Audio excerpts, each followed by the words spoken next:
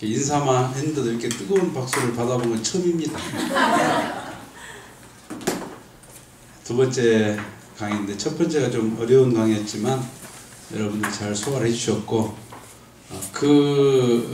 이성성상을 중심으로 해가지고 모든 게 이제 풀려요. 그게. 그래서 참 이성성 원리가 통일 원리에서는 가장 그 근본이 되고 또 중요하고 이성성 원리를 강의 듣다가 우는 사람도 봤어요. 제가. 그때부터 제가 이제 그 강의할 때 자신감이 생긴 것이 뭔가를 아는 사람은 우는구나. 그러니까 조금 전에는 아무도 우는 사람이 없었어요. 둘 중에 하나예요. 뭘 모르든지 이미 깨달았든지. 우리가 인생의 목적을 이렇게 얘기하면은 좀 대화의 소재에 올리기는 그렇게 평범한 얘기는 아니죠. 인생의 목적이 뭐냐. 이거 이제 학교에서 공부할 때라든지 또 청소년 시 한 번쯤 생각해보고 하지만 성인이 돼가지고 한 60이 넘은 남편 보고 여보 인생의 목적이 뭐야? 그러면 남편이 아내를 보고 뭐라 할까요? 야 날씨가 더우니까 미쳤냐? 왜냐하면 그만큼 낯선 소재다 이게 낯선 소재야. 근데 왜 그게 낯선 소재가 됐느냐? 아무리 연구해도 그 답을 찾은 지도자가 없었어요. 그 답을 찾지를 못했기 때문에 우리는 그 시대의 흐름과 더불어서 잊고 사는 내용이다. 그러니까 우리가 이 시간에는 그런 문제를 한번 좀 생각을 해보자 하는 것입니다. 인생의 목적이 뭐냐? 요즘에는 속도보다는 방향성이다는 말을 많이 한다고 그러잖아요. 순천시가 12년 전에 그런 슬로건을 내놨어요. 속도보다는 방향이다. 그 방향을 녹색 도시로 정했고 그 녹색 도시를 지향했던 순천은 순천만이 복원이 됐고 그리고 정원 박람회를 개최하게 됐고 세계에서 30만이 사는 도시 중에서 가장 살기 좋은 도시로 선정이 됐습니다. 첫 번째가 마이애미, 두 번째가 순천시예요. 세계 이제 그 시 컨테스트에서 이 순천시가 선정이 된 겁니다. 그러니까 그처럼 지도자의 가장 중요한 리더십은 뭐냐면 방향성이에요. 그러니까 방향성을 설정할 수가 있다면 참 좋은 거예요. 근데 인생의 방향성, 그게 뭐냐면 목적이에요. 인생의 목적이 뭐냐. 근데 인생의 목적을 알기 위해서는 우리가 존재 목적에 대한 부분을 좀 생각을 해봐야 됩니다. 사람이나 이 피조만물 세계의 모든 존재하는 것들은 뭐가 있냐면 존재 목적이 있어요. 그 존재 목적을 그 존재하는 것이 스스로 나는 이렇게 존재한다. 이렇게는 규정할 수가 없습니다. 누가 규정을 해주느냐? 창조한 창작자가 규정해 준 대로 존재하는 거예요. 내가 갈 길을 정하는 게 아니고 이미 주어졌단 말이에요. 주어졌어요. 이제 우리 통일교회 2세들도 그래요. 부모가 선택길을 나도 가야 되느냐? 그럼 부모들이 대부분 말을 못합니다. 근데 제가 강남에서 그 교육을 많이 해요. 부모가 선택한 길을 가는 게 자녀예요. 엄마가 이씨를 선택하면 자식이 이씨 되잖아요.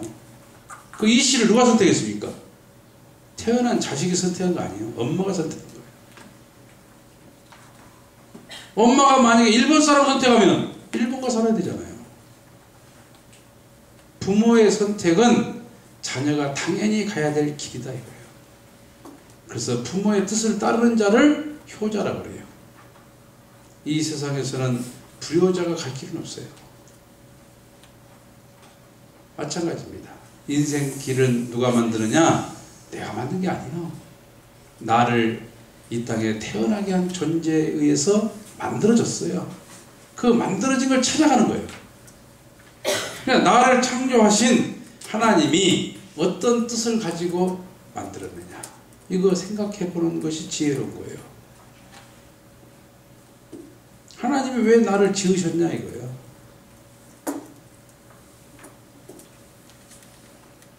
그것을 가르쳐 준 적 없었어요. 이 근본 문제를. 그런데 성서 속에 나타나신 하나님의 모습을 보면은 피조 만물 세계를 창조하시고 나서 표현을 해서 자기의 마음을 보시기에 선하였다. 여러분 선한 것을 보면 기분이 좋아요, 나빠요? 좋아요. 악한 것을 보면 어때요? 짜증스럽잖아요. 선한 것을 보면 기분이 좋아요. 내 자녀가 지금 4명이 있는데 걔들이 서로 칭찬한 걸 보면 그렇게 기분이 좋아. 근데 그냥 헐뜯는 걸 보면은 아주 피곤해. 서로 칭찬한 게 뭐냐면 선이요. 그러니까 선하게 보여주는 것이 좋은 거예요. 근데 하나님은 피조 만물 세계를 바라보시고 보시기에 참 좋았더라. 그 말은 보시기에 선했다 그 말입니다. 선한 걸 보면 좋잖아요. 그러니까 좋았다 그 말은 보시기에 선했다. 왜 선했느냐? 나를 닮았다. 하나님의 선하심을 닮은 피조 세계를 하나님 원하셨어요. 하나님을 닮은 피조 세계를 바랬다. 근데 하나님 어떤 분이냐? 선의 하나님이에요. 그래서 모든 피조 만물 세계와 인간이 선의 기쁨이, 선의 대상이 돼서 기쁨이 되기를 바라셨다 이거예요. 그러니까 하나님이 피조 만물 세계를 창조하신 뜻이 어디냐면은 기쁘기 위해서 지으셨다 하는 것입니다. 기쁨을 위해서 지으셨다. 그럼 기쁨은 언제 생길까요? 기쁨이 언제 생기죠? 사랑할 때, 또 좋은 일 할 때, 또 좋은 일 할 때, 선물 받았을 때. 참 기쁜 일도 많네.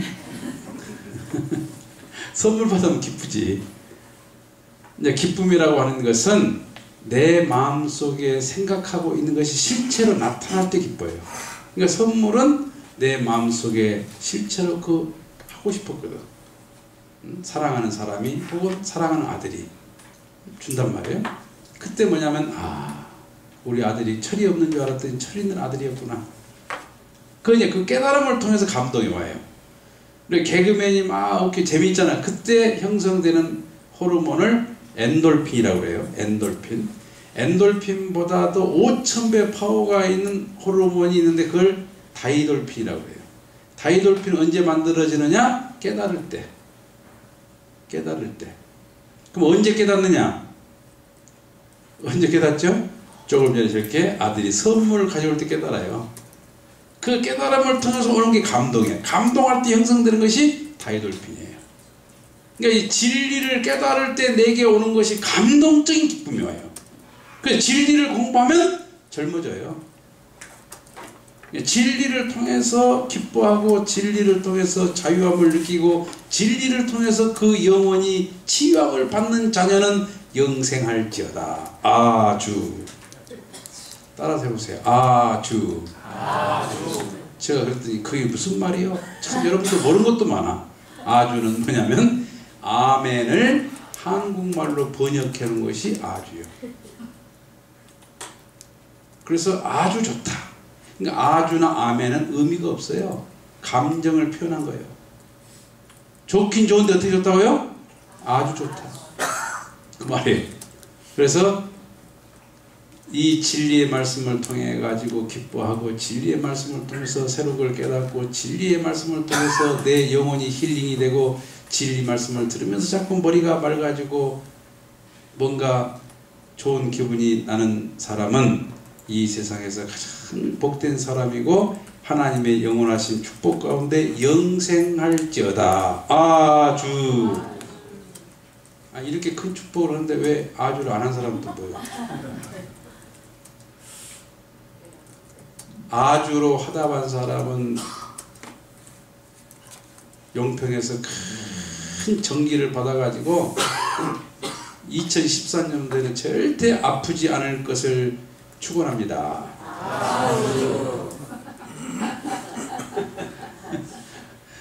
한 번도 안 빠지고 했어요?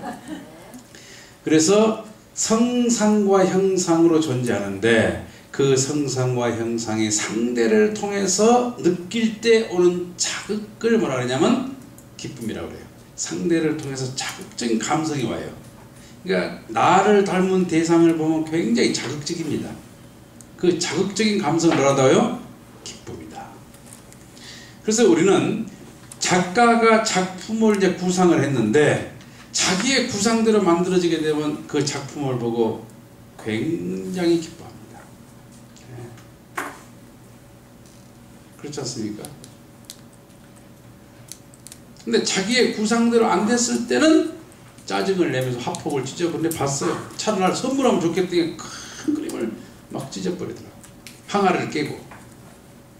자기 작품을 보고 기뻐하는데 그 작품이 나를 닮아야 돼요. 그러면 내가 만든 작품 중에 최고의 글 작품은 누구냐면 자식입니다. 근데 자식은 누구를 닮아야? 나를 닮아야 돼요. 자식이 이웃집에 김서방을 닮아가면 좋을 게 뭐 있습니까? 저도 딸 셋에 아들을 하나를 낳았는데요. 저는 이제 아기를 못 낳을 줄 알았습니다. 아기가 없어가지고 한 7년 동안 아기가 없었어요. 그러니까 참 살아도 사는 게 아니더라고. 그리고 제가 그런 속 사정이 있어가지고 간 것이 뭐냐면 선교예요, 선교. 그 선교를 할 때 저는 누구를 만나냐면 사도 바울을 만났습니다. 제가 이 얘기도 처음 하는 얘기인데, 왜냐면 사도 바울이 자녀가 없었잖아요. 자녀가 없으니까 영적 자녀를 많이 만들어야 되겠다. 제가 이제 결의를 하고 내 인생 사도 바울처럼 살자 하고 이제 선교를 가서 3년 만에 돌아와서 잠깐 쉬는데 임신한 거예요. 야, 특이하대. 그러니까 우리 애기 엄마가 종합병원을 3군데 가본 거예요. 못 낳는 사람이 애기 임신하고 얼마나 놀리겠어요. 그래 애기가 태어나는데 한 6개월쯤 됐는데 이제 얘가 잘못될 확률이 60%예요. 정상으로 나올 확률은 40%, 잘못될 확률은 60%야. 근데 웬만하면 거기서 결단을 해야 되는데 우리는 안 생기던 얘기가 생겼잖아요. 그러니까 다리가 하나 없어도 데리고 살자. 그리고 낳다니까 기도하고 났어요.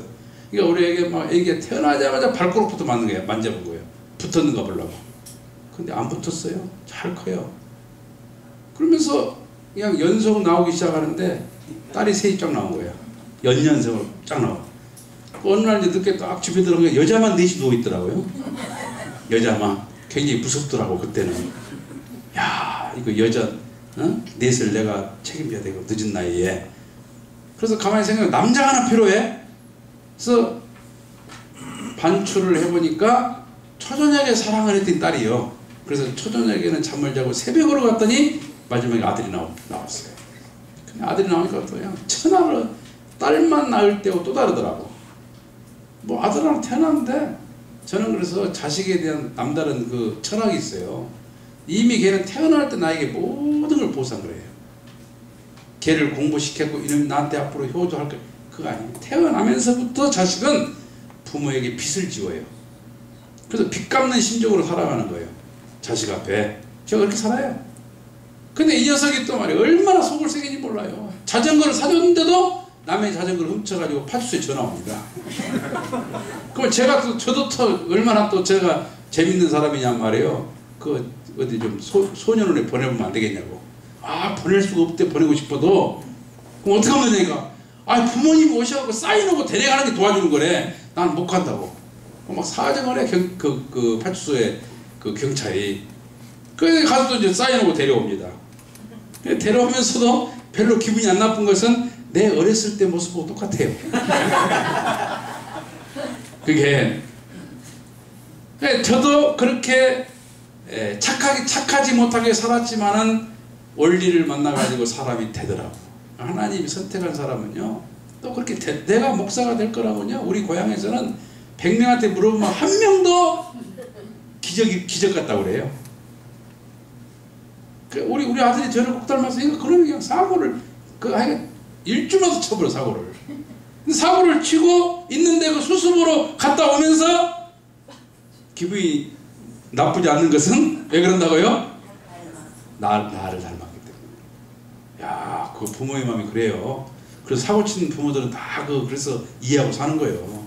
남이 볼 때는 저렇게 사고치고 데려가면 혼을 느낄 때 같은데 혼도 안 내키면서 야 임마 나 그런 거야 또 이렇게 또 데려온단 말이야.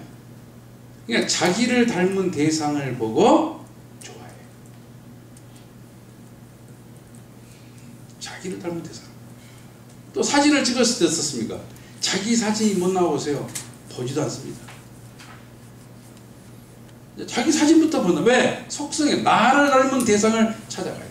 나를 닮은 대상.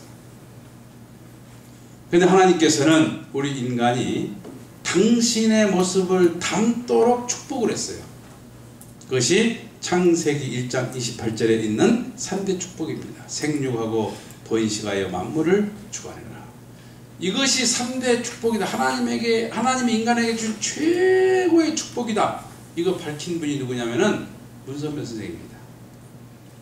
수많은 목사들이 설교를 했지만은 하나님의 근본적인 축복이 뭔가를 밝히지 못했어요. 가장 큰 축복이 뭔지 아십니까? 내가 하나님 닮는 거예요. 그래서 생육하라는 말은 우리 인간이 하나님을 중심으로 해서 하나 되는 거예요. 마음과 몸이 하나님을 중심 삼고 하나 돼가지고 개성을 완성하는 거예요. 그 사람이 가지고 있는 속성이 있어요. 그 속성을 완성시키는 것이 뭐냐면 축복이에요. 신앙생활이라는 것은 뭐냐면 하나님의 모습을 담도록 오리지널 형상을 회복하도록 하는데 자기 자신에 대한 헌신, 이게 신앙이에요. 신앙은 누구를 위해서 하는 게 아니고 자기 자신에게 투자하는 거예요. 시간을 투자하고 말씀을 투자하고 정성을 투자하고 자기를 가장 매력적인 존재로 창조해가는 과정, 이게 신앙이에요. 그게 신앙이다. 그래서 개성을 완성한 사람을 하나님은 규정해줬어. 어떤 사람이냐? 고린도전서 3장 16절에 하나님의 거룩한 성령이 너희 안에 있는 것을 너희가 알라. 그러니까 개성을 완성한 사람의 그 마음속에는 뭐가 있냐? 하나님의 거룩한 성령, 하나님의 신성이 있단 말이에요. 그게 개성을 완성한 사람이에요. 그럼 사람의 가치는 뭐냐? 무엇을 중심 삼았느냐가 기준이에요. 물질을 중심 삼은 사람은 돈을 많이 벌면 성공했지만 하나님의 형상을 담고자 하는 사람에게는 하나님의 그런 오리지널 형상을 잘 보존한 사람을 보게 되면 고개를 숙여요. 아, 이 사람이 선한 사람이구나. 대번에 합니다. 차 한잔 마시면 알아요. 그분이 어떤 분인가. 그 사람이 개성을 완성한 사람이다. 성서 속에서 우리를 그릇이라 그러잖아요. 야, 그분은 참 그릇이 크다. 우리 지금 이기철 목사님 오셨지만은 한번 인사를 하시겠습니다만은 참 기독교계의 최고의 참 큰 태양과 같은 분입니다.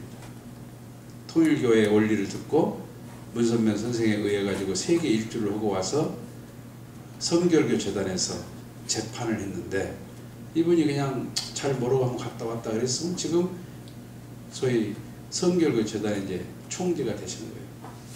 근데 내가 가서 보니까 잘못한 것도 없고 원리가 맞기만 하던데 당신들이 뭐 때문에 나를 이렇게 얘기해요. 양심대로 선언해가지고 거기서 이제 소위 속된 말로 쫓겨난 거예요. 쫓겨났는데 저분이 통일교 온 것도 아니야. 초교파에 대한 신념을 가지고 평생을 살다 보니까 소위 기독교계에서도 우리 이기철 목사를 존경한 거예요. 아, 저분의 진심은 그거 아니구나. 왔다 갔다 하는 분이 아니구나. 그래서 최고로 존경받는 원로 목사님이세요. 그러니까 뭐예요? 한쪽 편으로 가면 밥이라도 먹지. 양쪽도 안 가니까 배가 고픈 거예요. 한쪽에 서면 보호를 받아. 근데 기독교도 아니고 통일교도 아니야. 뭐냐? 에큐메니칼. 모든 종교는 하나 돼야 된다. 자기 철학을 관철시키다 보니까 이분도 또 하나의 선지자와 같은 길을 걸어오신 분이에요. 박수를 한번 보내드려야 됩니다.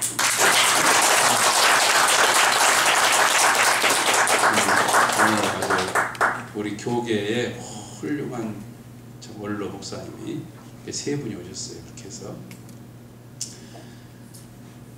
그러니까 하나님의 거룩한 성령이 내 그릇에 담기는데 그 그릇의 크기를 가지고 지도자의 리더십을 나눈단 말이에요. 큰 그릇이다 저분은. 그릇에 뭘 담았느냐 하는 거예요. 오물을 담으면은 오물단지가 되고, 보물을 담으면 뭔 단지가 돼요? 보물단지가 되는 거예요. 그러니까 여러분이 이번 2박 3일을 통해 가지고 여러분의 그릇에다가 뭘 담아야 되냐면은 진리와 신령을 담으시기를 바랍니다. 그리고 여러분 마음속에 여호와 하나님을 보시기 바랍니다. 만군의 여호와 하나님은 인간의 생사화복을 주관하시고 만우주를 창조하시고 이 우주를 경륜하시는 능력 많으신 그 하나님을 여러분 중심에 모시는 순간 여러분의 생은 질적 변화를 가져옵니다. 그러한 축복이 여러분에게 함께하기를 천진참부모님의 이름으로 축원합니다.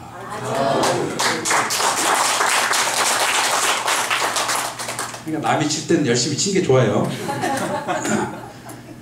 그래서 하나님의 거룩한 성령이 너희 안에 있는 것을 깨닫는 것이 뭐냐면 신앙이다. 하나님의 거룩한 성령이 너희 안에 있는 것을 알지 못하느냐, 이렇게 하나님 말씀하신 것은 신앙이 뭐냐, 인생이 뭐냐, 너희 안에 하나님의 신성이 있는 것을 깨닫는 것이 인생이다. 인생의 목적이다 이거예요.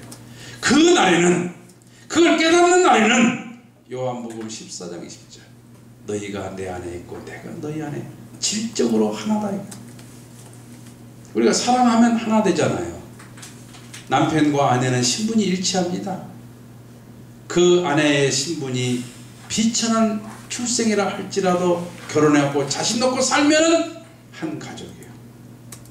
깨달으면 너희가 타락의 피를 받았다 할지라도, 너희가 나와는 상관없는 자리에 살아왔다 할지라도 깨닫고 나면 그 날에는 하나님이 내 안에 있고 내가 하나님 안에. 하나님은 참 신비로운 분이에요. 내가 하나님 안에 들어갈 수도 있고 하나님이 내 안에 들어올 수도 있어요. 왜 그럴까요? 하나님은 온 우주를 창조하시고 온 우주를 끌어안으시는 분인과 동시에 바늘기만한 구멍 속으로도 들어올 수 있는 분이세요. 그것이 무슨 속성일까요? 네? 그것이 우리가 생각할 때 어떤 속성이 그러죠? 모든 걸 감싸면서 모든 곳 속에 들어올 수 있는 게 뭐죠? 그게 사랑이지, 사랑. 사랑의 속성이에요. 사랑하는 마음은 그거예요. 그러니까 사랑하는 청춘 남녀가 도망가가지고 좁은 골방에 있으면서도 천하를 얻었다고 그래요. 두 남녀가 사랑할 때는 방이 좁을수록 좋아. 왜? 넓으면 도망가니까. 그게 사랑의 속성이에요. 그러니까 그날에는, 네가 나를 사랑하는 날에는 네가 내 안에 있고 내가 너희 안에 있을 것이다. 어디까지 갈 것이냐? 마태복음 5장 48절 하나님의 온전함 같이 온전한 사람이 되라. 참 위대한 축복이요. 어디까지 간다고요? 하나님의 온전함 같이 너희도 온전해라. 그 온전한 사람 어떤 사람이냐? 도둑이 들어와가지고 그 도둑을 물어뜯는 강아지가 온전할까요? 꼬리를 치는 강아지가 온전할까요? 꼬리를 쳐야 돼요? 도둑이 들어왔는데 물어뜯어야지. 만약에 도둑이 들어왔는데 꼬리를 쳤다 한 보이시탄감이에요. 그러니까 온전하다는 말은 꽹과리가 울리면 춤을 추고 때가 되면 불꽃처럼 일어나고, 그리고 박수 칠 때 되면 박수 치고. 안 쳐요?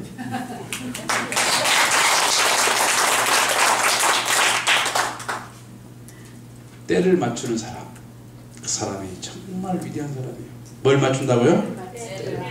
초점을 맞추는 사람. 밥때가 되면 밥을 먹어야 돼. 잠잘 때는 잠자야 돼. 근데 때를 못 봐준 사람은 꼭 남이 잠자는데 일어나. 때를 맞추는 사람, 초점을 맞춘 사람. 그 사람이 뭐냐면 온전한 사람이에요. 하나님의 온전한 같이 온전한 사람이다. 그렇게 개성을 완성한 사람은 누구를 닮았느냐? 하나님을 닮았고, 그 하나님을 닮은 사람을 원리에서는 개체적인 사회계대를 이뤘다, 이렇게 말해요. 개체적인 사회계대를 이뤘다. 그러면 하나님이 운행을 해요. 이 사람과 하나가 돼가지고 운행을 하기 때문에 개성을 완성한 사람은 최고의 가치를 드러내는 거예요. 하나님의 선의 대상이 되는 거예요. 그런 개인이 두 번째 축복이 뭐냐면 가정을 이루는 겁니다. 아무리 개인이 잘났어도 장가를 못 가고 시집을 못 간 사람을 보고 뭐라고 하냐면 불쌍하다고 그래요. 왜 불쌍하다 그러느냐? 아니불자 쌍쌍자, 쌍을 이루지 못한 사람을 불쌍하다고 그래요. 그러니까 혼자 살다가 죽어서 가게 되면은 불쌍한 것이 같구나 그래요. 그러니까 혼자 살다 간 사람은 3일장을 안 합니다. 왜? 계산할 게 별로 없어요. 그러니까 최소한 결혼해갖고 자식을 낳아야 그래서 계산할 건덕지가 있는 거예요. 교장 선생님 결혼하셨죠? 이거 대단한 거예요. 그 자녀는 몇입니까? 5이요. 저보다 하나 많네요. 5 나면은 웬만하면 천국 갑니다. 5을 낳아서 길렀다는 건요 최고의 공로예요. 근데 결혼도 안 하면 뭐예요? 공로가 없는 거예요. 가정이라는 게 이렇게 중요해요. 그래서 하나님이 인간에게 주신 최고의 축복 중에 축복이 뭐라고요? 가정을 이루는 거예요. 그 왜 가정을 이루는 게 축복이냐? 하나님은 사랑의 본체고 그 사랑을 만들 수 있는 최소 단위가 어디냐? 가정이에요. 가정이 없이는 사정을 못 만들어요. 사랑을 만들 수가 없어요. 남자의 사랑은 언제 나오느냐? 사랑하는 여자가 나타나야 남자 가슴 속에 있는 사랑이 구체화돼요. 여자의 사랑은 남자 만나야 돼요. 부모의 사랑은 자식 만나야 돼요. 자식이 없이 부모의 사랑 안 나와요. 안 나와요. 형제의 사랑은 형제가 있어야 나와요. 혼자 사는 아이들은 형제 사랑이 없어요. 형제 사랑이 없기 때문에 뭐냐? 사회성이 약해요. 사회성이 약하니까 뭐냐? 독단적 인생을 산다. 그래서 힐링 시대예요 지금. 혼자 살았기 때문에 상처가 나. 형제의 관계가 없는 사람은 사회성이 부족해요. 여기 오신 분들은 사회성이 뛰어난 거예요. 용평에 갑시다 하고 따라온 사람은 사회성이 뛰어난 거예요. 사회성이 부족해서 이게 안 와요. 내가 왜 거기 가냐? 혼자 식사를 자주 한다. 사회성이 부족한 거예요. 여기 앉아서 혼자 딸랑 앉아있다. 이 사람은 사회성이 좀 부족한 거예요. 처음 왔지만 옆에 가서 앉은 사람이 사회성이 건강한 거예요. 그러니까 다음 시간부터는 꼭 옆 사람에게 커피를 한잔 타주면서 한잔 마시고 다음 강의 더 열심히 들어봅시다. 이렇게 말하는 사람은 사회성이 건강한 거예요. 그것을 만들어주는 것이 어디라고요? 가정이란 말이에요. 그러니까 부모의 사랑을 충분히 받았을 때 형성되는 인격을 자녀의 인격이라고 그래요. 그러니까 자녀의 인격이 건강하게 형성된 사람은 윗사람을 공경합니다. 윗사람에게 뭔가 드리고 싶고 자기 부모를 생각하듯이. 근데 부모의 사랑을 받지 못한 사람은 기성세대에 대한 증오심을 가지고 있어요. 그러니까 어른이 한마디 이렇게 훈시를 하게 되면은 재수없이 꼰대가 말이야 이렇게 나와버려요. 그 아이는 어떤 아이냐? 부모와의 관계가 심정적으로 안 이루어지는 애예요. 그러니까 형제 관계는 사회성을 가져오고 부부관계는 뭐냐? 부부관계는요 인생의 오묘한 진리를 터득한, 부부를 안 해본 사람은 부부 얘기하면 안 돼요. 제가 얘기합니다. 스님들이 부부 상담했다. 그건 가짜예요. 부부관계가 얼마나 복잡하고 오묘합니까? 저도 지금 30년 되면서요 위기가 참 많았어요. 당장 이것을 그만둬버려? 그리고 몇 달 지나가지고 후회하고, 그때 내가 왜 그런 마음을 먹었지? 또 보따리 싸가지고 안 간 우리 부인이 그렇게 고마워. 왜? 몇 분이 가야 마땅함에도 불구하고 참고 견뎌줬기 때문에 오늘의 내가 있다. 그것이 반복되면서 인생을 가는 거 아닙니까? 이건 결혼 안 해본 사람끼리는 말이 안 돼 이거예요. 근데 우리는 같이 있기 때문에 같은 패다 이거예요 지금. 그런 우여와 곡절을 경험하고 30년, 40년, 50년을 살아온 지난 날을 생각해보면, 여보, 당신이 나를 참아주지 않았다면 오늘의 내가 이 땅에 있을 수가 있어? 상대가 얼마나 귀중한 존재라는 걸 깨닫는 거예요. 그게 부부예요. 근데 이론적으로 못 깨달아요. 내가 김동길 교수 보고 그랬어요. 다른 강의는 다 하셔도 부부 행복론은 하지 마시고. 제가 이제 그분하고 함께 판에 나옵니다. 안보 문제 가지고 TV 판에 나와서 제가 한번 대담을 할 거예요. 근데 제가 그랬어요. 부부 행복론은 다시 하지 마시오 말이에요. 자유연애주의자가 지금도 애인이 있어요. 결혼 안 할 뿐이지. 애인하고 부인은 다르다 이거예요. 그 다음에 자식을 안 낳은 사람이 자녀 문제를 상담을 해요. 참 많이 말씀. 이론에 못 담아요. 부모와 자녀의 그 오묘한 사랑을 이론에 못 담아요. 그 자녀를 통해 가지고 마지막 인생의 완성을 해요. 제가 4년 전에 우리 어머니가 98세 돌아가셨습니다. 그 돌아가신 어머니가 지금 저에게는 최고의 스승이에요. 내 자식이 속을 썩을 때마다 누가 떠오르냐? 98세 돌아가신 그 어머니가 또. 우리 어머니는 초등학교도 안 나왔어요. 초등학교도 안 나왔지만 대학원까지 나온 저를 가르쳤어요. 그 가르침이 한 자도 틀리게 없다. 최초의 스승도 최후의 스승도 누구냐? 부모예요. 그 부모를 완성시킨 게 자녀예요. 이처럼 자녀의 인격, 형제의 인격, 부부의 인격, 부모의 인격, 그 인격체를 체득화해가지고 이 땅에다가 하나님의 사랑을 구현할 수 있는 최소의 단위가 가정이에요. 그런데 지금 동경의 가족수가 1.9입니다. 대한민국 수도 서울이 2.5예요. 가족 해체 위기예요. 지금 가족이 해체되면 끝나는 거예요.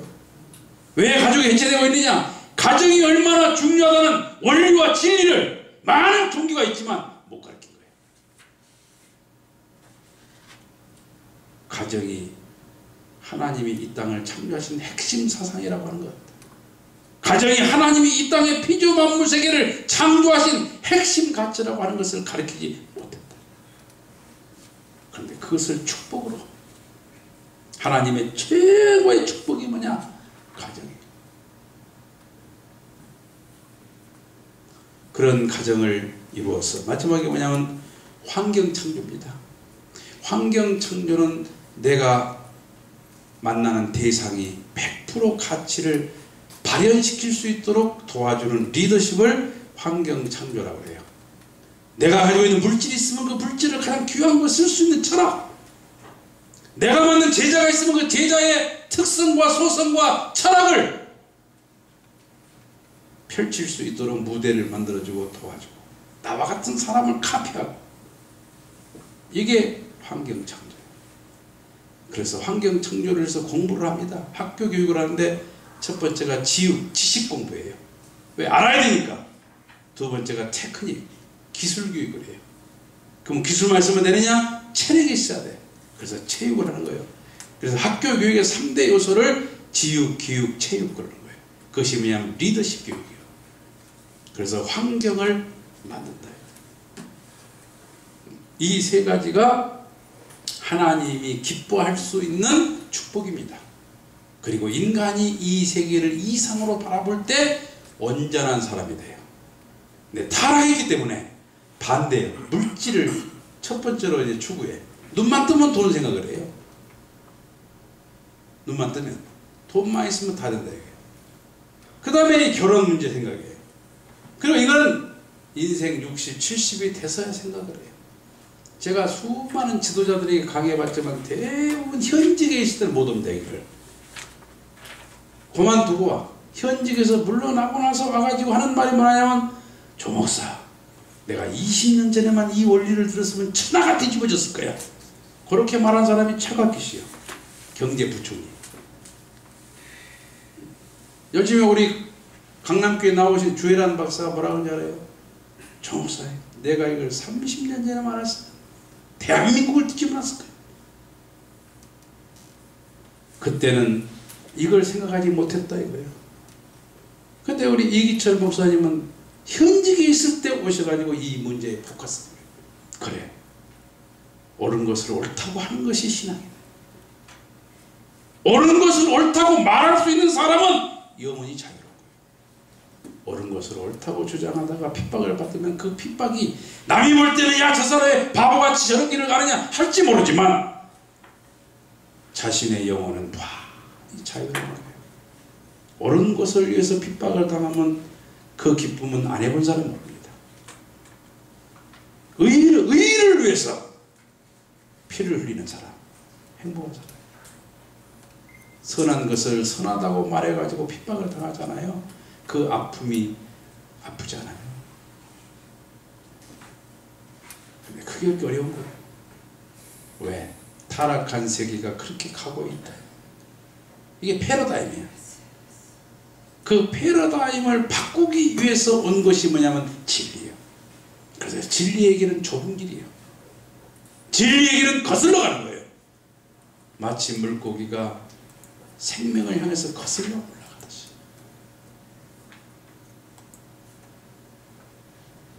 그래서 우리가 가야 될 길은 바로 이렇게 생육하고 번식하여 만물을 주관하는 하나님의 축복을 이루어가야 한다 하는 것입니다. 그럼 우리 인간은 이 세계에서 어떻게 살아야 3대 축복을 완성하고 갈 수 있을까 하는 것입니다. 사람은 이처럼 구조적으로 보면은 보이는 것과 보이지 않는 것으로 되어 있어요. 하나님의 성상과 형상이 그대로 닮아난 것이 인간의 마음과 몸이에요.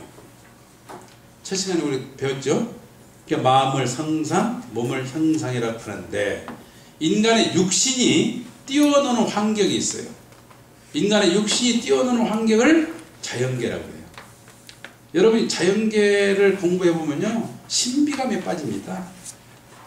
정말 신비로워요. 요즘 공부를 해보면은 창조원리가 필요 없는 단계가 와버린 거죠.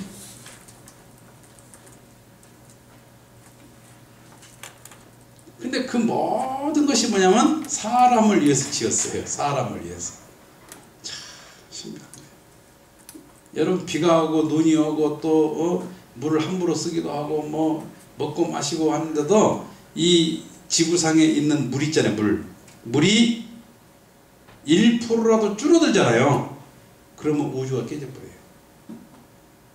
항상 똑같은 양을 유지해. 그것이 바다에 있든 하늘에 있든 내 뱃속에 있든. 이야, 대단하잖아요. 우리 인간의 몸속에는 73%가 물이요. 그 73%의 물이 유지되지 못하면 사고가 나는 거예요. 근데 물을 내가 마시면 몸속에 91을 머무릅니다. 근데 그 물은 뒤에 물은 반드시 앞에 물을 밀어내. 계급이 정해져요. 만약에 뒤에 물이 앞에 나왔다. 계급이 무너지면 내가 죽습니다. 질서가 깨지면 죽는다는 거예요. 지금 마신 물은 반드시 앞에 물을 밀어내고 뒤에 나와. 여러분요, 이 물철학 하나만을 연구를 해봐도 하나님께서 어떻게 이렇게 만들 수가 있을까? 어떻게? 오묘하고 신비롭고 그 오묘하고 신비로운 사랑의 결정체가 뭐냐? 인간이에요.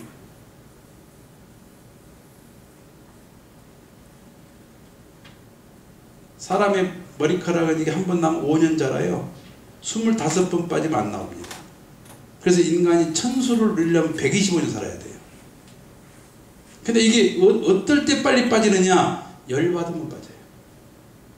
열을 받으면 빠진다 이거예요. 어? 비교적 목이 짧은 사람도 열을 잘 받습니다. 왜냐면 이게 끓는 것이 바로 올라오거든. 목 짧은 사람 조심해야 돼요. 그러니까 열을 받았을 때 이걸 해소시킬 수 있는 방법이 뭐냐면은 나무젓가락을 가져다가 입에다 물어. 한참을 물고 있으면 얘가 웃는지 알고 웃을 때 형성되는 호르몬이 나옵니다. 그래 열린 뚜껑이 닫혀. 하나님이 말이에요. 자체 내에 치유 능력을 만들어줬어요. 잘못해서 사고가 나가지고 죽을 수밖에 없는 상황이 벌어지게 되면 스스로 치유할 수 있는 기능을 줬다니까.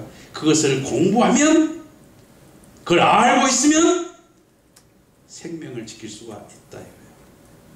그러니까 이 우주 만상의 원칙을 공부하면 공부할수록 이건 정말 놀라운 거예요. 거기서 누구를 찬양하느냐? 하나님을 찬양하는 거예요. 나의 아버지 하나님, 당신을 찬양합니다. 그래서 내 육신이 그렇게 마음껏 가치를 추구하고 감동하고 느끼고 하나님을 만날 수 있도록 하는 그 환경이 뭐냐? 자연계다.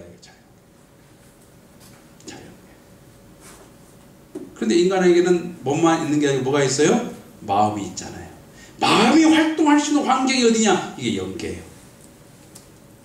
내 마음이 가치를 추구하고 창조하고 느끼고 깨닫고 자유롭고 영혼성을 추구하고 그 삶의 무대가 어디라고요? 영계다 이거예요. 근데 여러분은 영계가 있는지 없는지를 모르잖아요. 그러니까 얼마나 어두운 세상을 살아갑니까? 내 마음이 중요한 걸 알았지만 내 마음의 질서를 모르잖아요. 그렇잖아요? 내 마음이 어떨 때 움직이고 어떨 때 기쁘고 어떤 원칙을 가지고 있는가를 잘 모르잖아요. 그것을 가르쳐 준 게 뭐냐? 종교다 이거예요. 그거 왜 모르느냐? 우리 인간이 자연계를 느끼는 것은 육적 오감을 가지고 느끼고 합니다. 영계를 어떻게 할 수 있느냐? 영인체가 있고 영적 오감이 있는데 타락함으로 말미암아 무지한 상태에 떨어졌다 이거예요. 그런데 이것을 공부하고 깨우치다 보면은 저 세계가 보여요. 자연을 보면 보여요. 자연계를 보면 영계가 보여요. 진리를 공부하면 영계가 보여요. 사람의 마음을 대보면 영적 세계가 있구나 알아요. 사람의 정자를 뽑아가지고 1km 전방에다 갖다 놓고 그 정자의 주인에게 아픔을 가하면, 충격을 가하면 1km 떨어지는 정자가 반응을 할까 안 할까요? 아니, 대충 대답해봐요. 할 것 같아요? 안 할 것 같아요? 한다고. 이거 찍기에 도사네. 딱 찍었는데 100점이네. 반응을 하는 거예요. 이게 생명선이. 그러니까 여러분이 지금 여기서 공부를 하고 있는데 집에 있는 자식이 여러분의 공부하는 모습 앞에 반응을 할까요? 안 할까요? 한다고 봐야 돼요? 안 한다고 봐야 돼요? 하는 거예요. 그걸 알았어요. 그러니까 여기 앉아 계시는 자세를 보면 이 사람 후손 가운데서는 틀림없이 교육부 장관이 한 명쯤은 나오겠구나 하는 답을 알 수가 있을까요? 없을까요? 있어요. 있다는 거예요. 경지에 이르면. 그러니까 삼성에서는 중역들이 월요일을 걸어오는 자세, 이 걸어오는 자세만 보고 연봉 결정을 해버려요. 저 사람이 회사의 비전을 가지고 출근했느냐 아니면 포기하고 왔느냐, 걸어오는 자세만 보면 알 수 있다는 거예요. 무서운 시대에 우리가 살아가는 거예요. 그러니까 우리가 공부하면 영계 보인다니까. 공부하면 영계 만질 수 있어요. 여러분이 이 원리를 정말 깊이 받아들이게 되면 이 영계가 보여요. 보인다. 그런데 영계와 육계는 성격이 달라요.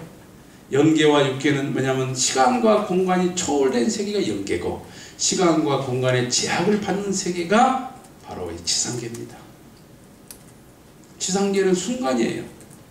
우리가 인생 100년을 살고 되돌아보게 되면 야, 긴 세월 잘도 살아봤다 이렇게 말하는 사람 아무도 없어요. 뭐가 바빴는지 그렇게 쫓기다가 오늘에 이르는데 인생 100년 돌아보니 일장 춘몽이라고.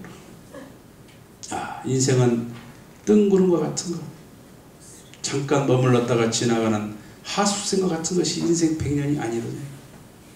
아침 풀잎에 맺혀 있다가 태양이 떠오르면 사라져버리는 초로와 같은 인생, 어찌 그렇게 험난하게 바쁘게 쫓기듯이 살아왔단 말이냐. 이게 모든 사람이 가지고 있는 자기 인생의 결론이야. 왜 100년이라는 기간이 초로처럼 짧게 느껴지느냐? 그것은 내 속성 속에 영원한 것이 있다는 거예요. 그 영원한 게 뭐냐? 영인체.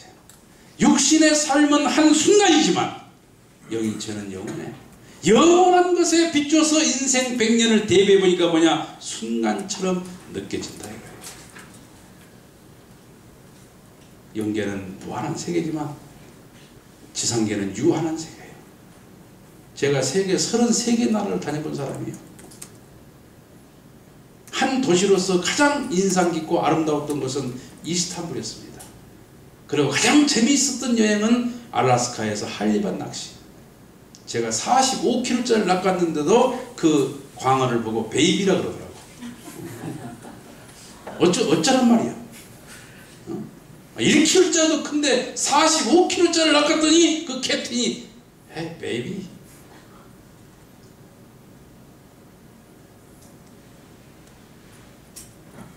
한 나라를 다녀올 때마다 세계관이 바뀌어버려요.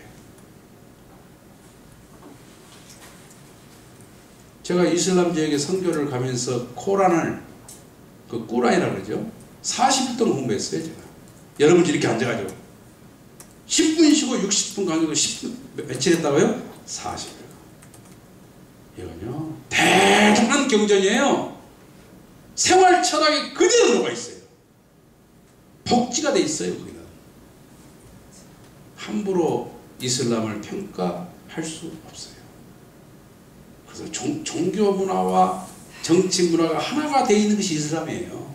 왜 종교 문화가 정치 문화 하나 됐겠습니까? 세상 것을 담을 수 있는 그릇이라니까요.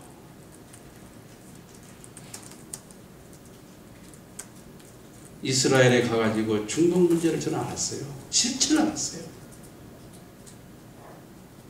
왜 팔레스타인이 쫓겨나야 되는가 말이에요.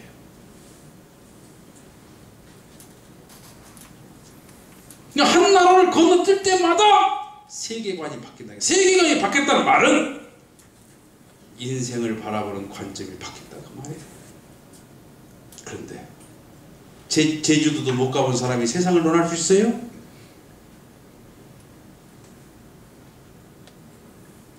이 지구란 것은 조그만 거예요. 이 지구라는 것이 1000만 개가 모여가지고 태양계를 이루고 태양계가 1000만 개 모여서 은하계를 이루고 은하계가 1000만 개가 모여서 우주가 돼요. 얼마나 우리가 협소한 가운데서 그야말로 동굴 속에 있는 갇혀있는 자녀예요. 베이컨의 말처럼 동굴의 입구를 가지고 세계를 보면서 다 본 것처럼 말한단 말이에요. 이 지상계를 누구도 모르는데 영계의 세계는 뭐냐면 광대무변한 인간의 상상력으로 상상할 수 없는 세계가 있다. 그 세계가 뭐냐? 내 영인체가 내 마음이 뛰어노는 세계다 이거예요. 그 세계를 알지 못하고 살아가는 사람을 뭐라고 말했느냐? 히브리서 8장 5절에 그림자와 같은 인생이다. 이 땅에서 너희가 권력을 가지고 아무리 화려하게 인생을 수놓았다 할지라도 그 인생은 마치 뿌리에서 잘려나간 꽃과 같은 인생. 뿌리에서 잘려나간 꽃은 열매를 맺을 수 없잖아요. 보기에 화려하고 아름답지만 열매가 없는 꽃이다 이거요. 영계를 알지 못하는 인생은 그런 것이에요. 영계에 뿌리를 두지 못한 인생은 아무리 화려하지만 결국 허무한 거예요. 왜? 뿌리가 없기 때문에. 그래서 영계를 아는 것이 지식의 근본이에요. 하나님을 아는 것이 내가 살아가는 존재 이유예요. 하나님을 알지 못하고서는 인생의 가치를 펼칠 수가 없다 이거예요. 그런 인간이 가는 삶의 자는 세 가지입니다. 우리 인간은 이 두 세계를 주관하는 주관주예요. 영적인 오관을 가지고는 영계를 주관하고 육적인 오관을 가지고는 자연계를 주관합니다. 소위 자연계와 영계의 가치를 완성시키는 존재가 누구냐? 인간이에요. 인간의 영성이 개발돼 가지고 영계를 다 알게 될 때 비로소 하나님의 뜻이 완성되는 거예요. 인간이 그렇게 위대한 존재예요. 초로 같은 존재가 아니에요. 빈손으로 왔다가 빈손으로 가요? 싣고 왔다가 천하를 이루고 가는 거예요. 그래서 천상천하 유화 독종이 되는 거예요. 그냥 왔다 가는 존재가 아니에요. 그리고 인간이 어떤 존재냐? 두 세계의 매개체 화동의 중심이에요. 보세요. 질적으로 다르잖아요. 시간과 공간이 초월된 세계고 시간과 공간이 제한된 세계인데 이 두 세계가 주체 대상 원인 결과 성상 형상이라고 하는 떼내야 뗄 수 없는 관계를 맺을 수 있는 건 뭐냐? 유일하게 인간이 매개체가 되기 때문에 가능한 거예요. 그래서 인간은 영성과 내가 삶의 자리가 같아져요. 영성이 개발되면 뭐냐면 사람을 살리는 일을 해요. 영성이 뭐냐? 사람을 살리는 거예요.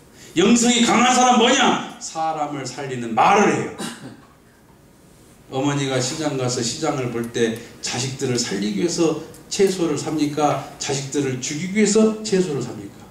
자식들을 살리기 위해서 가장 좋고 가장 깨끗한 곳으로 시장을 보고 그 시장 보는 마음을 뭐라 하냐면 영성이라고 해요. 영성이 건강한 사람은 말 한마디라도 상대를 격려하고 칭찬하고 사람을 살리는 일을 한다. 영성이 병들어 있는 사람은 항상 뒤에다 대고 쏘골쏘골 내면서 흉을 봐.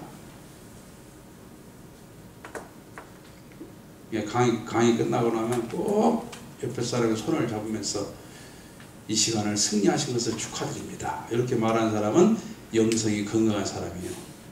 참 졸려 죽겠네. 아니 그래 이렇게 아름다운 용평에 와가지고 10분 쉬고 강의 듣고 10분 쉬고 강의 듣고 나 이런 줄 알았으면 안 올 건데 왔어. 이 사람은 영성이 건강하지 못한 사람이에요. 서로와 서로에 대해서 격려와 칭찬을 아끼지 않는 여러분들이 서로의 관계를 더 이렇게 건강히 하시기를 천진참부모님의 이름으로 축원합니다.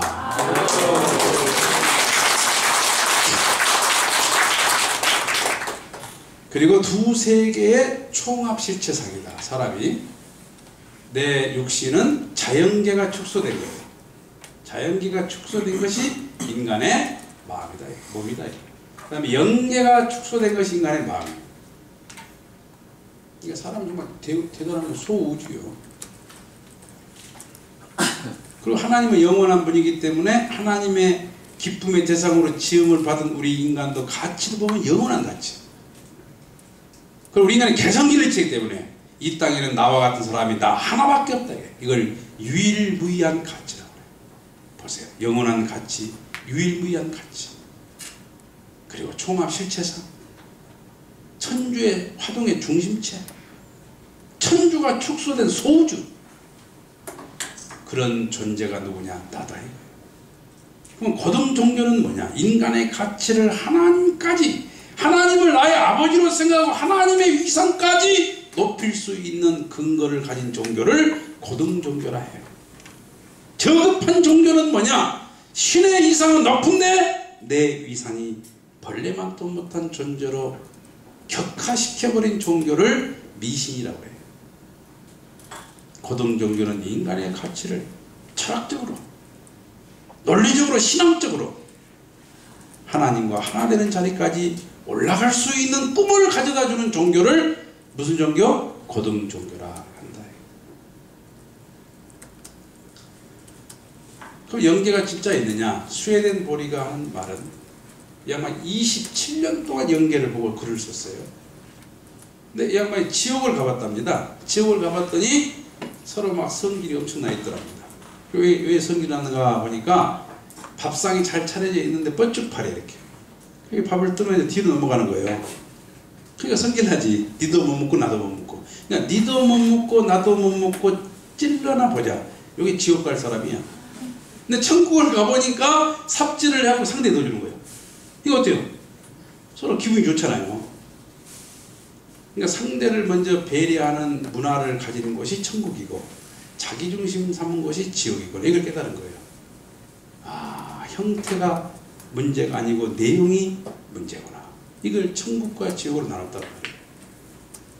그래서 그런 세계가 있다는 것을 이렇게 집대성을 시켜보면은 뭐 무당이 구설한다든가 안수기도, 환상, 몽시, 계시 그리고 성서를 보게 되면 영계가 있다는 것을 인정할 수밖에 없는데 그 연계를 가는 모습을 이렇게 그림으로 나타내 보니까 이렇게 망자를 두고 보니까 영인체가 빠져나갑니다.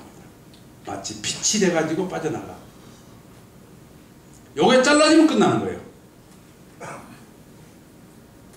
요게 잘라지면.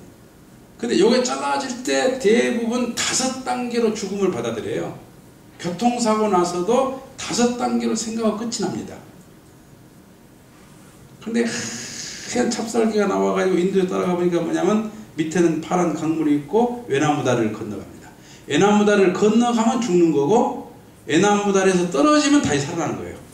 근데 꿈속에서는 건너가지는 안 돼. 떨어질까봐 굉장히 두려워. 근데 떨어지면 다시 사는 거예요.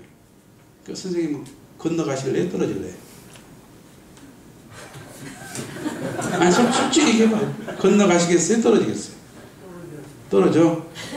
내가 그럴 줄 알았어. 사모님은 건너가시고? 그러면 떨어진다는 사람하고 건너간다는 사람하고 누가 선한 사람일까요? 가야 되겠다는 사람이 선하다 손 들어보세요. 떨어지겠다는 사람이 선하다 손 들어보세요. 뭘 모르겠다는 사람 손 들어보세요.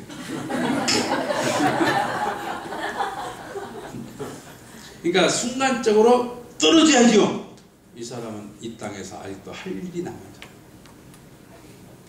열심히 공부하셔야 됩니다. 왜? 떨어지려니까. 근데 건너간다 이분은 이 지상에서 많은 선을 베푼 분이에요. 가을절 깊이 맞이한 분이에요. 그냥 건너가고. 근데 딱 건너가면은 거대한 유리 속에 자기가 돌아갑니다. 자기 인생 100년이 순간적으로 돌아가요. 그래 순간적으로 돌아보니까 매일 보니까 술만 마셔. 그러니까 장면 속에 술 마신 장면이 제일 많이 나왔다 그러면 이 사람 어디 가느냐? 술 먹는 동네 갑니다. 눈만 뜨면 술 마셔야 돼. 거기는 바람 피운 동네가. 거짓말했다 거짓말 동네가. 그래서 지상에서 살았던 모습대로 가 사는 거예요. 이 지상에 와가지고 이렇게 진리를 탐구하면서 서로 기뻐하고 즐기고. 이 사람들은 어디 가냐? 저 나라에 가서 또 같이 만나야 돼요. 그러니까 저 나라에 가서 다시 만나실래요? 바람 피는 데 갈래요?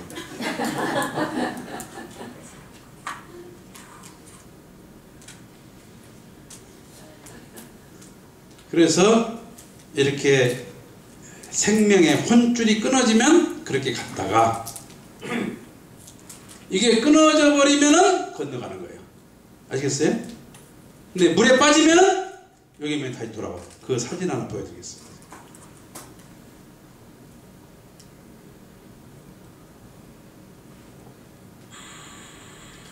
요거 우리 선생님으로 다시 돌아온 거예요. 돌아온 사진.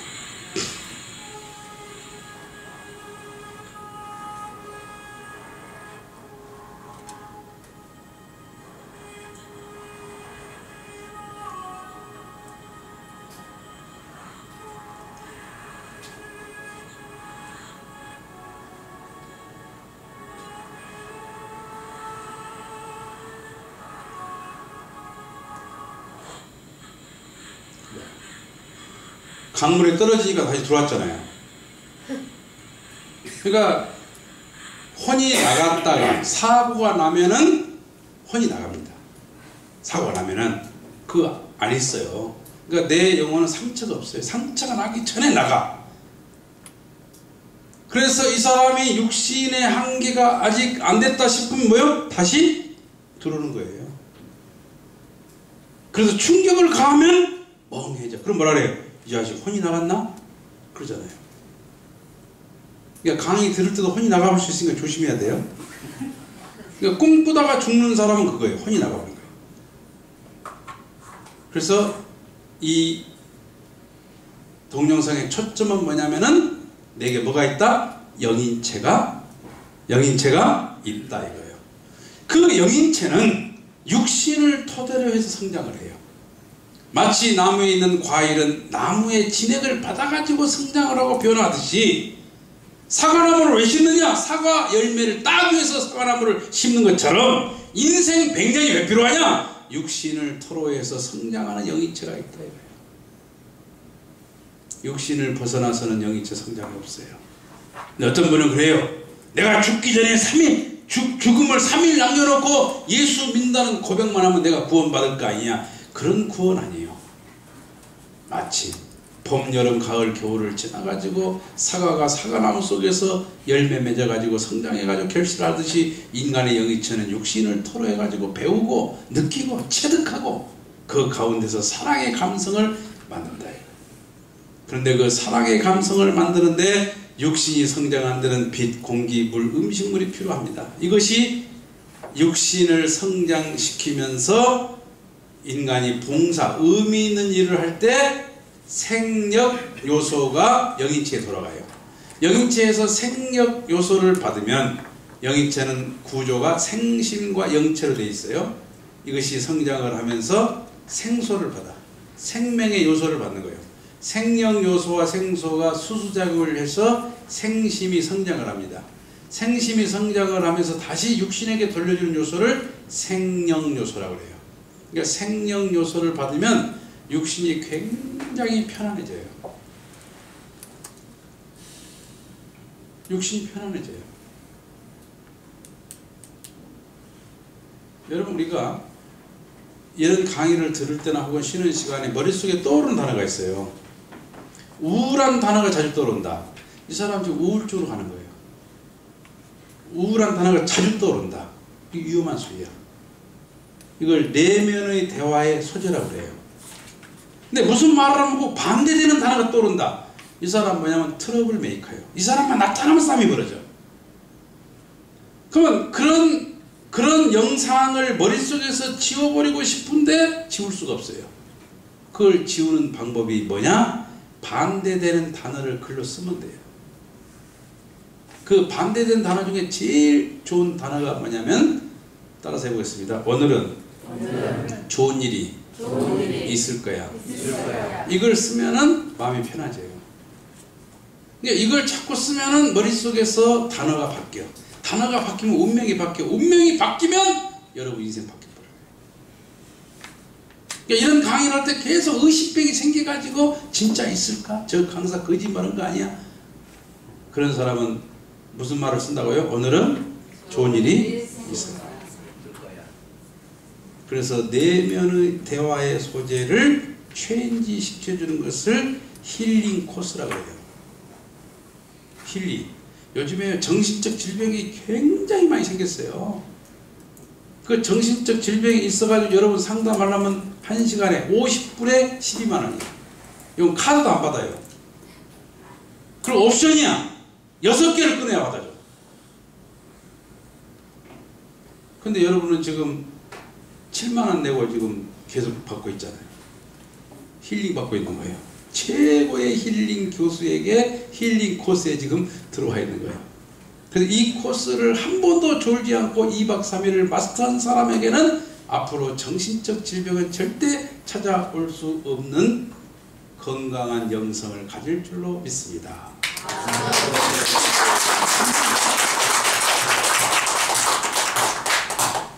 그래서 그 건강한 영성을 말해주는 것이 뭐냐면 생심이에요. 생심은 가치 있게 살고 싶다 이런 생각이 든 것은 생심작용이 일어나는 거예요. 뜻있게 살고 싶다. 선을 위해서 희생하고 싶다. 이게 누가 작용한다고요? 생심이. 그 생심이 작용할 때 하나님이 깨어나요. 그러니까 선한 일을 하면은 생심이 맑아져. 생심이 맑아지면 생심창을 열고 하나님이 나와요. 하나님은 생심 가운데 있어요. 근데 생심이 어두우면 하나님 밖으로 못 나와요. 그래서 다윗이 새벽아 깰지어다. 새벽이 오기 전에 캄캄한 밤에 내 영혼이 캄캄해서 하나님이 못 나타나고 새벽아 깰지어다. 비파야 수금아 하나님을 찬양하라. 내 영혼아 하나님을 찬양하라. 그분이 신앙 완성에서 깨닫고 노래 부른 게 바로 시편에 하나님을 찬양하는 것이 인간됨에 마땅한 도리다. 왜? 내 안에 이미 계셨구나. 나의 하나님을 핍박한 자 누구냐? 바로 다윗 너였구나. 네가 헌신하고 봉사하고 사랑하면 내 생심이 맑아지고 생심이 맑아지면 내 영혼 속에 있는 하나님이 나타나가지고 나를 행복 가운데로 영원한 생명 가운데로 인도하신다 하는 것입니다. 따라서 육신이 없이는 생심을 닦을 수가 없어요. 육신이 없이는 영인체가 성장할 수도 없고 건강할 수도 없고 힐링이 될 수도 없다.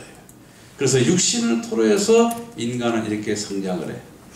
영인체가 성장을 하는데 소생기만큼 성장한 영인체를 영영체다. 영영체는 뭐냐면은 형태를 가졌다 그 말이에요. 그러니까 영영체급 영인체를 이룬 영은요 약속을 잘 지켜요. 그러니까 약속을 잘 지키고 규범 있게 살고 예의가 바른 사람은 그 사람의 영인체가 어디쯤 왔느냐? 영영체급 영인체가 이루어진 사람이에요. 이런 사람끼리 사는 데는 굉장히 젠틀합니다. 스트레스가 없어요. 그러니까 영영체급 영인체만 이루어져도 그 공동체가 굉장히 질서적이에요. 규범적이에요. 근데 이 사람보다도 한 단계 높은 사람이 뭐냐면 생명체예요. 생명체급 영인체를 이룬 사람 어떤 사람이냐? 서로 사정이 통한 사람이에요. 사정. 네 사정을 들으니 왜 내 마음이 아프냐? 사정. 제가 여러분의 사정을 알면서 강의를 할까요? 모르면서 강의를 할까요? 여러분 사정을 제가 잘 압니다. 막 허리가 뒤틀리고 응? 강의 시간 1분만 늦어도 짜증이 나고 그 사정을 알고 제가 지금 강의를 하고 그래서 저도 강의하면서 마음이 짠할 때가 있어요. 근데 왜 이렇게 하느냐? 2박 3일 끝나고 나면 그때는 여러분이 좋아할 것을 알기 때문에 그래 그때 내가 버티기 잘했어. 중간에 그만두고 싶을 때가 몇 번 있었지만 그 고비를 넘겼더니 내게 이런 인연이 찾아왔구나. 그걸 알기 때문에 가는 거예요. 예, 그런 서로의 사정을 생각하면서 대화하고 만나게 되면은 뭐냐면은 의미가 생겨요. 뭐가 생긴다고요? 사정이 통하면 의미가 생겨요. 사정이 안 통하면 의미가 없어요. 그러니까 과부는 과부 사정을 알아야 몰라요. 밤을 새고 얘기하는 거예요. 야, 밤을 어떻게 세우냐? 어떻게 세워? 니 다 알면서 네 사정이 내 사정이고 내 사정이 네 사정 아니냐? 말이 필요 없어. 그리고 완성한 영인체는 생명체급 영인체인데 생명체급 영인체는 뭐냐면 심정이 통해요. 심정이 통하면은 직업과 귀천과 취가 없을 거예요. 심정이 통하다. 왕자하고 거지가 심정이 통하면 밖에서 한없이 뛰어놀면서 왕자가 뭐라 그러는지 알아요? 야, 거지야, 난 네가 부럽다. 그럼 거지가 뭐라 그러는지요? 그래, 한번 바꿔볼래? 내가 얼마나 힘든 줄 아냐? 그래가지고 심정이 서로 통해가지고 친구가 되는 거예요. 심정이 통하면요 하나가 돼요. 그러면 심정이 통하려면 누구 심정을 알아야 되느냐? 하나님의 심정을 알아야 돼요. 하나님은 모든 심정의 뿌리요. 뿌리를 알면 하나 돼요. 하나님이 인간의 부모란 걸 알게 되면 우리는 서로 사랑하게 돼 있어요. 하나님과 심정이 통하면 미워할 수 없어요. 하나님의 심정을 내가 끌어안기만 하면 눈물이 나와요. 하나님의 심정을 알면 자기 죄가 회개돼요. 하나님의 심정을 알면 교만한 병이 사라져요. 하나님의 심정을 체득하는 순간 온유하고 겸손하고 순종하고 굴복해요. 그래서 내가 살아있다는 것 자체가 기쁘고 하나님을 알았다는 것 자체가 감동이 돼요. 그런 사람이 완성한 사람이에요. 그래서 심정적인 사람이 모여있는 것은 감동 그 자체다. 그런 사람끼리 가서 사는 것이 어디냐면 천국이에요. 그곳에는 그런 레벨이 되지 않으면 스스로 고통이 돼. 사랑으로 호흡을 하는데 사랑을 호흡하기가 힘들어져요. 그래서 영영체급 영인체는 영계를 가고 생명체급 영인체는 낙원을 가고 생명체급 영인체는 천국을 가는 거예요. 그래서 영인체가 선해지냐 악해지냐 성장하냐 못하냐 모든 것은 육신을 쓰고 있을 때 결정이 된다 하는 것입니다. 그래서 어머니 복 중에서 10개월, 지상에서 100년 영생을 하게 되는데 어머니 복 중에서 10개월 동안 지상 100년을 준비해 나옵니다. 나올 때는 뭐냐면 과거의 인연을 다 부정하고 나와요. 어머니 복 중에서 나를 보호했던 모든 인연을 옥살박살 내고 나와요. 특이한 거예요. 그러니까 여러분의 육신을 100년 동안 지니고 살 때는 얼마나 아낍니까? 연지 찍고 권지 찍고 뭐 주름살 제거하고 뭐 코도 세우고 눈도 좀 띄우고 자르고 가르고 그렇게 하잖아요. 근데 영인체가 빠져나갈 때 어떻게 빠져나가는 줄 아십니까? 영인체가 육신을 빠져나갈 때는요, 육신을 완전히 박살내버려요. 박살내버려요. 특히 고통스럽게 빠져나가는 영인체는 숨이 딱 끊어지는 순간 얼굴이 까매져요. 이거 안 본 사람 몰라요. 까매진 사람 어떤 사람이냐? 최고로 고통을 느낀 사람. 그래서 핏줄이 싹 터져버린 거예요. 그게 까매지는 거예요. 근데 딸이 멀리서 와가지고 어머니를 보니까 얼굴이 까맣거든? 며느리가 시어머니한테 약 먹였구나. 이래가지고 형제간이 사이 나빠져 버려요. 약 먹은 게 아니고 터진 거예요. 또 어떤 사람 보면 이빨이 중간에 똥 나가. 염을 하려고 보면은 얼마나 이걸 물었으면 이빨 중간이 부러져 있어. 그렇게 육신을 작살낸다니까. 완전히 부셔버려요. 그걸 부시지 않고는 영인체가 못 빠져요. 과거의 인연을 완전히 부정하지 않고는 새로운 인연을 못 맺어. 그게 인생이 가야 될 길이다 이거예요. 그래서 어머니가 죽으면 생명이 붙어있을 때는 붙들고 막 끌어안고 하지만 숨이 딱 끊어지는 순간 무서워요. 염을 해놓고 어머니 마지막으로 좀 머리 좀 빗어보라고 하면 빗을 가지고 손을 떠는 여자들도 많이 봤어요. 시신이 무서워요. 제가 우리 어머니를 염을 제가 했어요. 우리 큰형님이 지금 나이가 80이에요. 80된 분 보고 제가 이렇게 어머니 머리 좀 잡고 있으라니까 무서워가지고, 야 80된 사람이 그래 무서운가 봐. 그래서 끝나고 나서 무서웠어요. 무서웠대. 그 시신을 처음 만져봤어. 그랬더니 처음 만져봤대. 그래서 앞으로 자주 만져보시라고. 생명이 떠나버린 욕심 무서워요. 왜 그러느냐? 어머니 복중을 빠져나올 때 부정하지 못하면 하나라도 걸고 나면 죽어. 태를 쓰고 나오도 죽어. 안 자라도 죽어. 육신을 떠날 때 육신과의 인연을 다 끊어버리고 가는 세계가 연계. 그 연계를 모르고 사는 사람은 죽음 앞에 두려워. 그래서 영원한 세계를 상정하고 영원한 세계를 비전으로 세우고 가는 인생이야말로 복되고 아름답고, 오늘 힘들고 어렵지만은 그 힘들고 어려움의 의미를 아는 사람에게는 힘들고 어려운 것이 없다 이거예요. 어머니 복중에 10개월 동안 만삭을 할 때 힘들지만은 왜 힘들지 않느냐? 산모가 왜 힘이 안 드느냐? 태어날 아기에 대한 의미를 알기 때문에 안 힘든 거예요. 그래서 여러분 남은 생애가 그야말로 의미 있는 그런 삶이 되기를 기대하면서 제 강의를 마치겠습니다. 감사합니다.